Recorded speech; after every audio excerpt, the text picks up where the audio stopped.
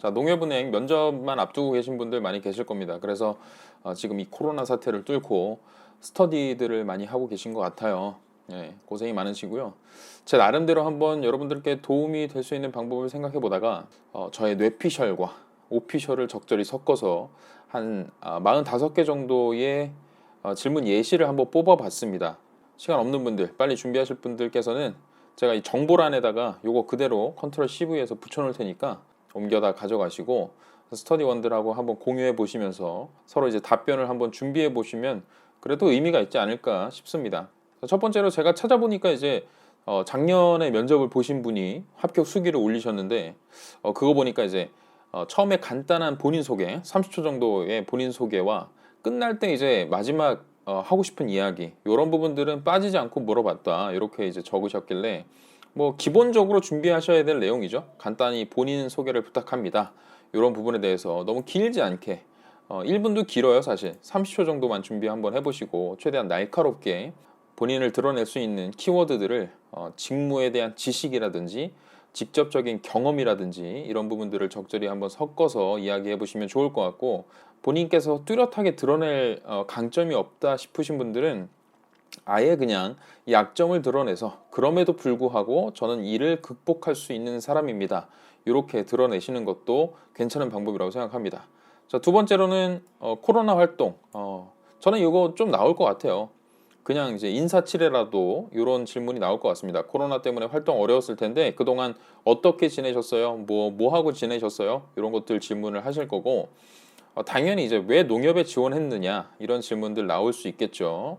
그래서 이제 본인 소개하고 농협은행에 지원한 사유 등등의 이제 여러분들의 어떤 필살기들을 넣으실 거기 때문에 그 다음으로는 꼬리 질문이 나와야 되겠죠. 그러니까 여러분들께서 자 방금 말씀하신 내용 중에서 약간 그 부분에 대해서 좀 더 구체적으로 말씀해 주실 수 있겠습니까? 이런 답변을 유도했으면 좋겠다는 차원으로 제가 질문으로 넣었어요. 그래서 빈칸에는 여러분들께서 1번, 2번, 3번 답변과 관련해서 꼬리 질문으로 미끼를 던질 만한 것들, 이런 것들에 대해서 추가적인 답변을 한번 생각을 해보자.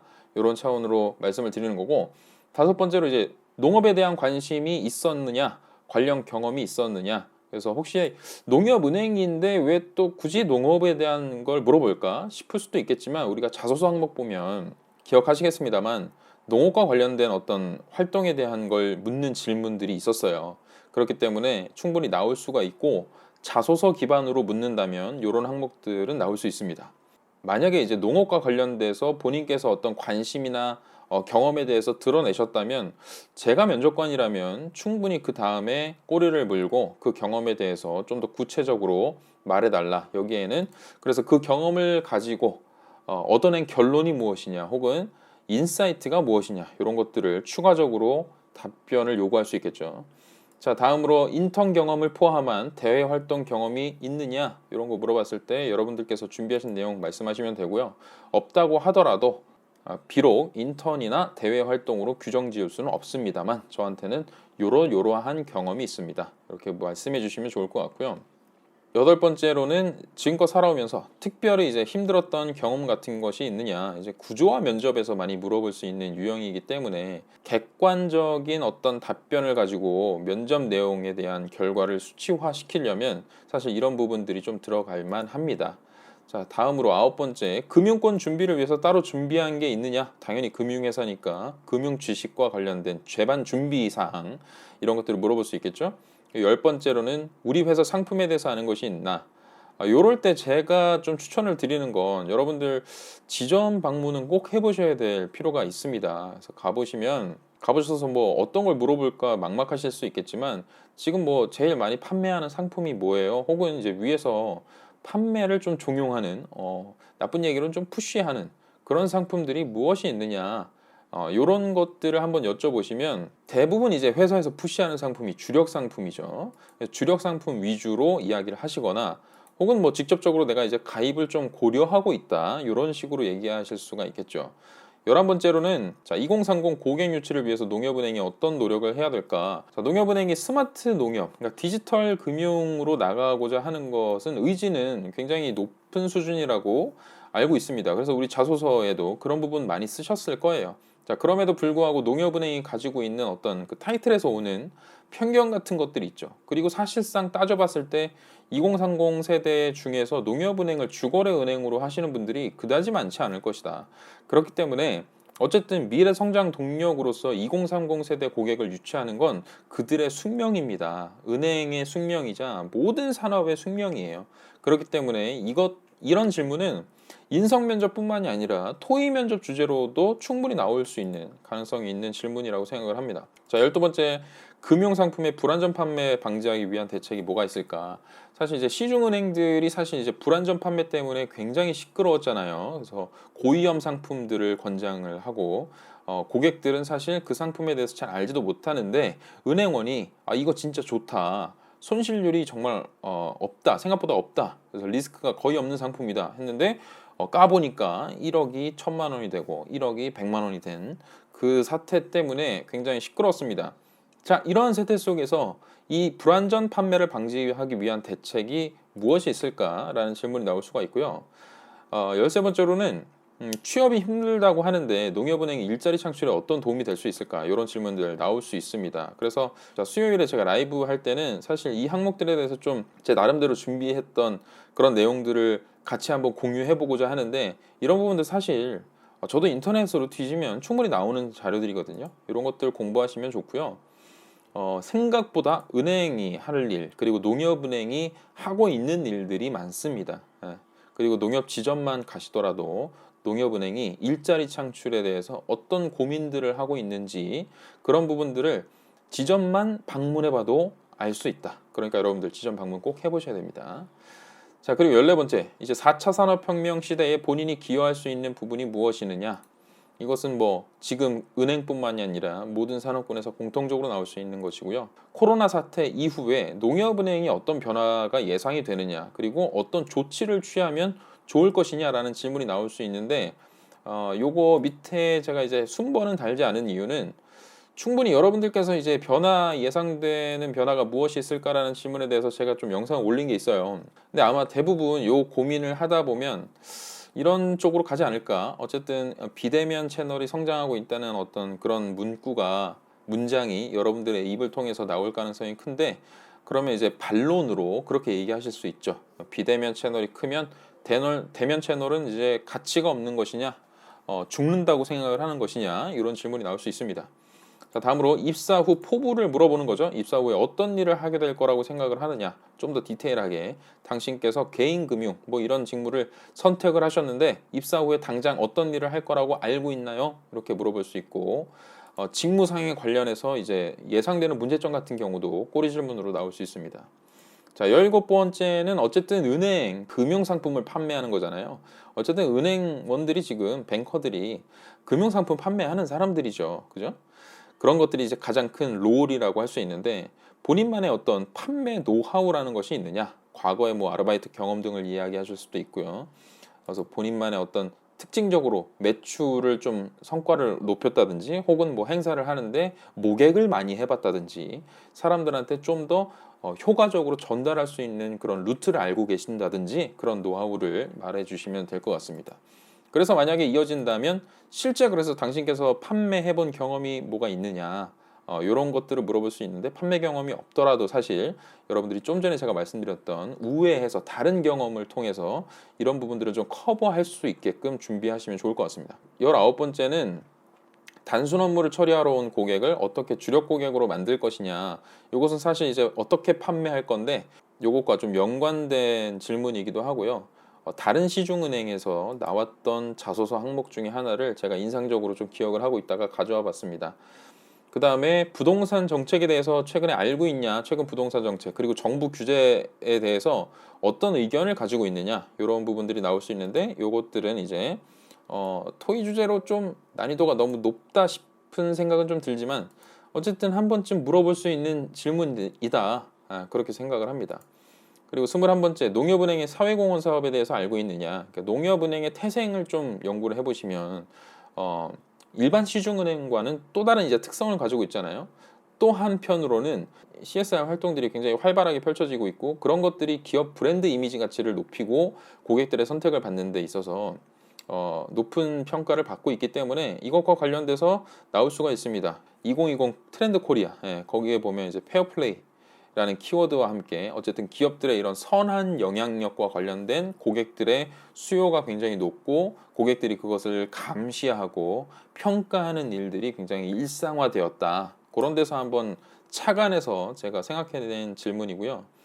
다음으로는 농협이 지역사회 발전, 중요한 키워드죠. 지역사회 발전을 위해서 기여할 수 있는 방안이 무엇이냐? 좀 더 심화적으로는 그래서 본인께서 어떤 구체적인 노력을 할 수 있을 거라고 기대하고 있느냐, 그런 부분들 말해줄 수 있습니다.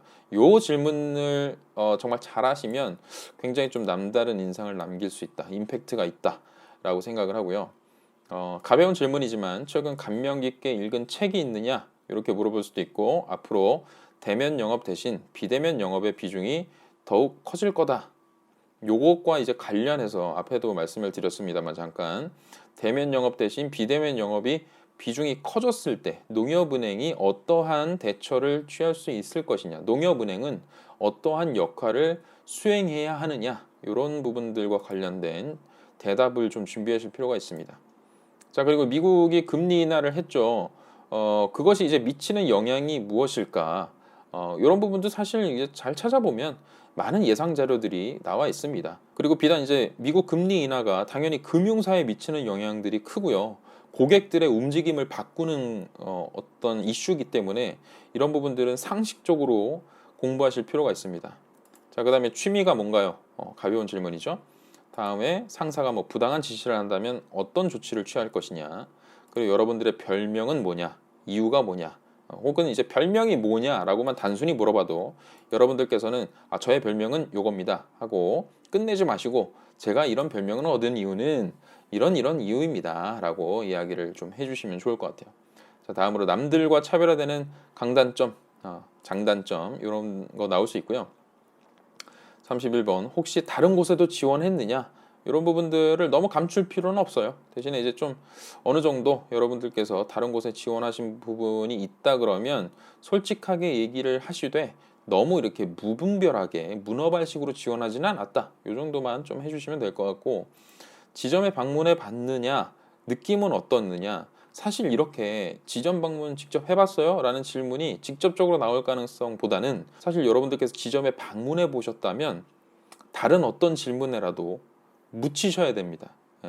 묻혀놔야 돼요. 그러니까 내가 지점에 방문을 해본 사람이라는 것을 튀게 드러내야 돼요. 그런 부분들을 좀 해주시고, 지점 갔을 때에 받았던 느낌이나 인사이트들을 이야기해 주실 필요가 있습니다. 자, 다음으로 특기가 뭐냐, 이 질문 나올 수 있고, 다음으로 개인금융 직무만의 매력이 뭡니까? 지원 동기하고도 좀 이어지는데 조금은 더 디테일하게 개인금융 직무에 대해서 네가 얼마나 더 이해를 하고 있느냐, 이러한 질문이 될 수 있겠죠. 자, 농협통장 있습니까? 상품 혹시 가입했습니까? 이런 질문 물어볼 수도 있고요. 35번째는 가능성은 좀 낮죠. 자, 그 다음에 집단 생활 중에 갈등을 겪은 적이 있느냐, 어떻게 헤쳐나갔느냐, 이런 부분들 물어볼 수 있고 여러분들의 소통력을 한번 보고자 하는 겁니다. 자, 다음 농협은행의 최대 경쟁사가 어디라고 생각하느냐, 요거를 미처 생각해 본 적이 없으시다면 지금 이 시간을 이용해서 한번 생각을 해 보실 필요가 있고요. 농협은행의 최대 경쟁사가 반드시 은행일 필요는 없습니다. 우리의 목표 지향점이 어디냐, 최대 경쟁자가 누구냐, 바로 옆에 있는 우리은행이요. 이런 답변을 원한다기보다는 한 차원 더 넘어선 그 위에 있는 우리의 궁극적인 경쟁사는 여기라고 생각한다, 이렇게 좀 멋지게 날려줄 수도 있을 것 같습니다. 자, 그 다음에 상황 대처 능력과 관련해서 난리치고 있는 고객이 있어요. 진상 부리고 있습니다. 소리치고 있네요. 어떻게 대응하실 거예요? 이렇게 물어보실 수가 있고, 핀테크, 요새는 이제 테크핀이라고 불러요. 테크핀. 이 테크핀의 개념을 설명할 수 있느냐라고 질문을 적어놨는데, 이렇게 직접적으로 묻기보다는 여러분들께서 테크핀을 공부하신다면 다른 어떤 질문에라도 테크핀이라는 용어와 함께 트렌드와 관련된 이야기를 답변으로 준비하실 수가 있겠다는 생각에서 제가 질문을 준비를 해봤고, 역시나 같은 맥락으로 디지털 트랜스포메이션, 디지털 트랜스포메이션의 개념을 알고 있느냐. 요즘 시대가 좋아서 검색 몇 번이면 충분히 공부할 수 있습니다. 그리고 농협은행과 직접적으로 연결되어 있는 키워드죠. 농협은행의 디지털 휴먼뱅크에 대해서 아는 대로 이야기를 해보라. 디지털 휴먼뱅크가 무엇을 지향하는 건지, 어떤 투자를 하고 있고 어떤 노력을 기울이고 있고 구체적으로 하고 있는 사업 범위가 어디냐라는 질문이 충분히 나올 수 있습니다. 자, 그 다음에 코로나 사태와 관련해서 혹은 국가의 다른 재난 사태가 닥쳤을 때 은행에서 해야 되는 역할이라는 것이 무엇이라고 생각하느냐, 이런 질문 나올 수 있습니다.